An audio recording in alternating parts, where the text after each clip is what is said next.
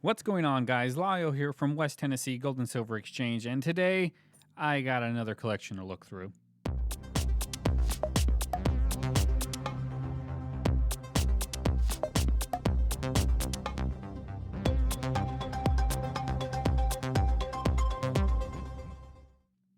Welcome one, welcome all. My name is Lyle and I own West Tennessee Gold and Silver Exchange here in Savannah, Tennessee.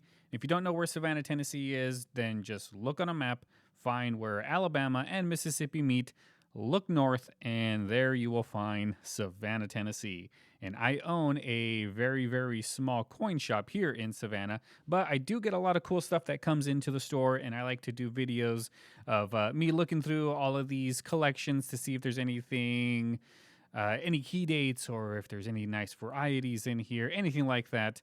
But let's get started.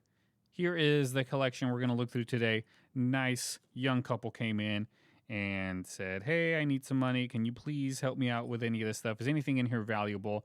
They had a guy that offered them $50, and I said, I can just immediately see that this is going to be more than just a $50 lot. So good thing you came to me. I give them a fair offer, and they were ecstatic. They left me a nice little review, and I always appreciate that stuff. So let's start separating some of this stuff. I can see that these dollars are all in here, and this is all face value stuff. Did not give anything extra for that because there's no collectible value to any of it. There's no silver value to any of it. It's just stuff that I will collect, and when I get enough, I will take it to the bank, and they will give me my money back, which is nice that the bank can do that. But that's what they're for. So looks like we have some dollars, some halves. Let's separate these pennies, or 1 cents, I should say. Put them over there. Got some dimes, some nickels, a few halves, nice piece dollar. There's some silver, some seeded quarters, and there we go. We got our nice little piles right here. Let's start with the face value stuff. Here we go. We got a few presidential dollars, a Susan B. Anthony, a few more presidential dollars, some Sacagaweas thrown in there, George Washington, our first president right there. But the camera will not focus. I gotta find a better camera. If you can help me find a good camera, I don't mind throwing down a few bucks to get a better camera. One that I can go like this, and it will focus. Oh my goodness, of course you do it now. Of course you do it now. Why? Why, when I'm trying to say that you're not a good camera for not autofocusing when I need it to? But let's see if it does it again. George Washington, right here. Oh my goodness. Why, camera? Why do you do this to me?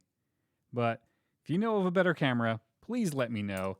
Or let me know how to change the settings. I'm using OBS, and I have a camera that I spent like $150 on, but the focus game on it is just not good.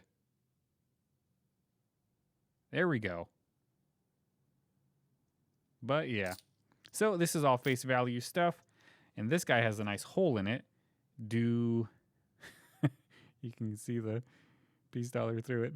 I'm pretty sure the bank will still take this. I don't see why not. It's just a hole. I think it's got to be like 20% has to be missing before they can no longer do it. I don't know. Something like that. So these are all face value. I'm going to put them aside. We got some more face value stuff here. Quickest way to find out if it's silver is to look at the edges. If it were silver, like this one right here, you can immediately tell the difference. It doesn't matter if it's in here. You can tell the difference, which one will be silver, which one won't be. But don't get confused, because there is a lot of Canadian stuff that is floating around in our change, and it looks just like that. Just like that. So when you're cornrow hunting and you go, whoa, I found some silver, and 95% of the time it will be a Canadian coin. So there we go. More face value. We got this peace dollar right here. We'll get this one out of the way. It is a 1923, kind of worn. Well, I should say very worn. 1923 peace dollar. This will be in the junk silver bin.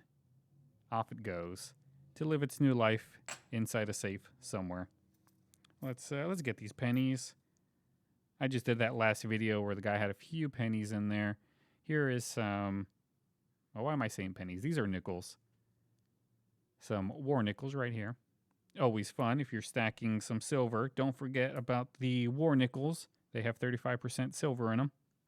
This one right here is face value, a 1949. Put that with the face value stuff. Here's a buffalo, a 1935 buffalo. It has some paint or something on it. It's kind of worn. And it is kind of worn. Can't even see if there's a mint mark.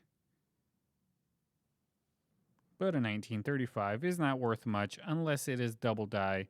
I cannot see a double die, but it's so worn you can't really tell.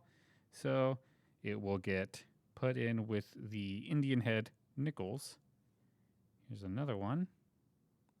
And see, there we go. Camera's working. From 1912. 1912. This is one of the earlier ones. Or wait, is that 1917? Yep, 1917.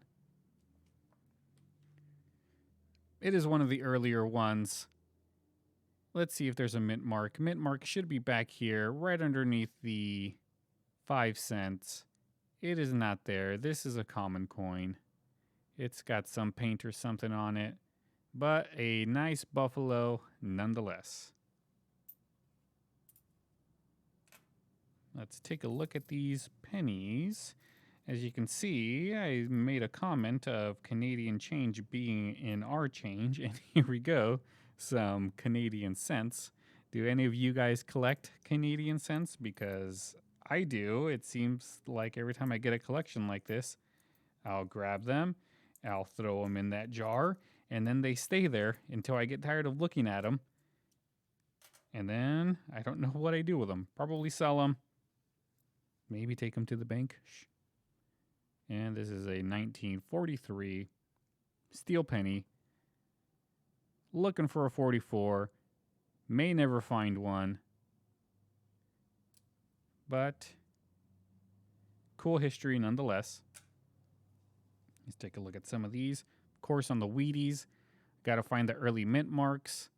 This is a 1927. If it was a 1922, it would be good. 1934, common. Ooh, a 1910. This one's a 1910. Looks to be in decent shape. Does look like it has been cleaned. But a 1910, no mint mark. In decent shape. I might end up putting this one inside of my personal collection. In my personal book. But I don't know. I'll think about it. Here's a few more Wheaties. Oh, this one's not a Wheatie. This one is a 1970, so this will go in the copper bin, which, believe it or not, I am one of those penny hoarders that you hear about. I keep all of the copper pennies that I come across, throw them in a huge jug, and one day I will be a hundredaire with how many pennies I got. I will make probably 2 cents per each penny one of these days. I don't know. What do you guys think? Do you guys hoard pennies? Here we go. Here's some big silver. Here's a silver eagle from... Come on, camera. I am going to replace you one day if you don't focus. There we go. From 1999. I believe 94 was the year where they had a low mintage. Or was it 96? It's one of those. I'd have to double check. But it is a nice silver eagle. I need them here in the store. This one looks like it's got a nice chip right there. But still okay. Still 1 ounce of silver. And here we have a Morgan, a 1896 Morgan. Common date. This one looks to be in decent shape. I can't tell if it's been cleaned or not. I think it might be because of the plastic it's in. Let's take it out. Yeah, might have been cleaned at one point.